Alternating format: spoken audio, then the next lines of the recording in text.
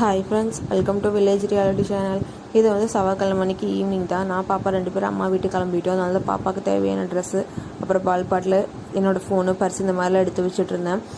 கிளம்பி வீட்டுக்கு வந்து வெளியே பார்க்கும்போது ஆடை வந்து பட்டியில் ஓட்டாமல் இருந்தது. மணியே கிட்ட மட்டும் ஆகிருச்சு. மாமா தாராபுரம் போயிட்டாங்க. அவர் வந்து நீ ஓட்டுறதுக்கு லேட் ஆகிருன்னு சொல்லிட்டு அதை நாங்களே ஆட்டையும் பட்டியில் ஓட்டிட்டு கிளம்பிட்டோம். கடவுளை நல்லா சாத்திட்டு கிளம்பிட்டோம். பைக்கில் தான் போகிறோம். இன்றைக்கி வந்து மச்சான் எங்களை அம்மா வீட்டில் விட்டுட்டு அப்படியே பெங்களூர் கிளம்பிடுவாங்க. மச்சானுக்கு வந்து இன்றைக்கி லைனு. ஸோ அதனால தான் கரெக்டாக நாங்கள் கடைக்கு போகும்போது அப்போ மாமா தாராபுரத்துலேருந்து வந்திருந்தார்.